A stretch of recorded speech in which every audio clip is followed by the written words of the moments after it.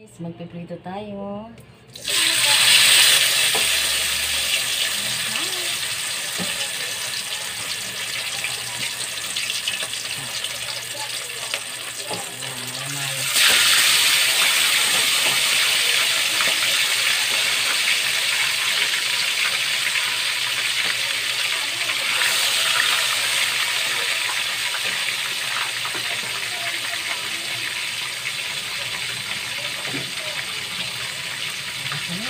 Lakasan natin. Para mabilis.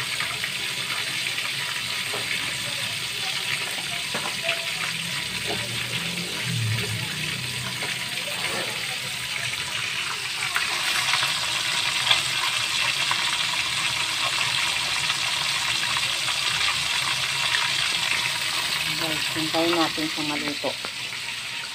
Okay guys. At ito ang mga sangkap. Yan. Yan guys. Oh.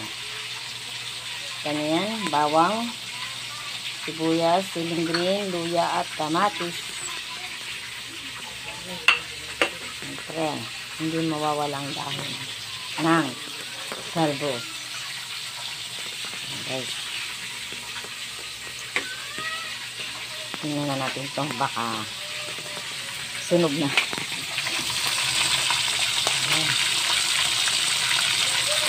Hindi pa naman guys. Hindi pa siya nasusunog.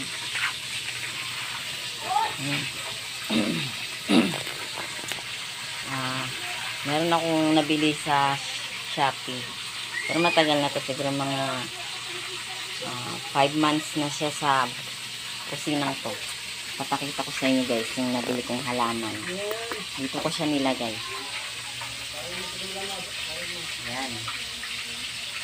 Ang tawag dyan ay snake plants. Ayan. Snake plants.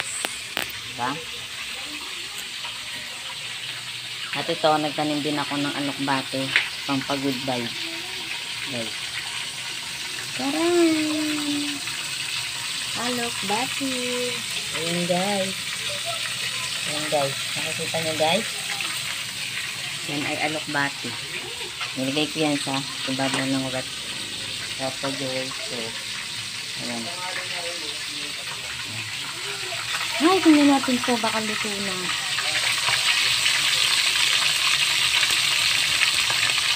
Ayan, nilakasan ko na yung apoy guys. Ayan yung aking mini. Kinakain ng isda ko. Ito mini ha.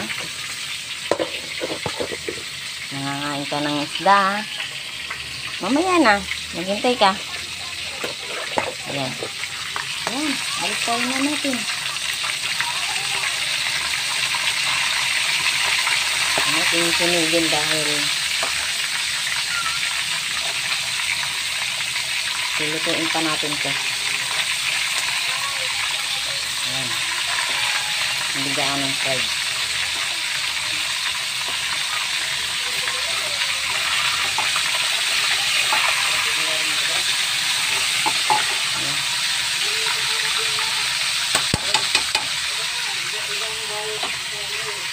Guys, bye-bye.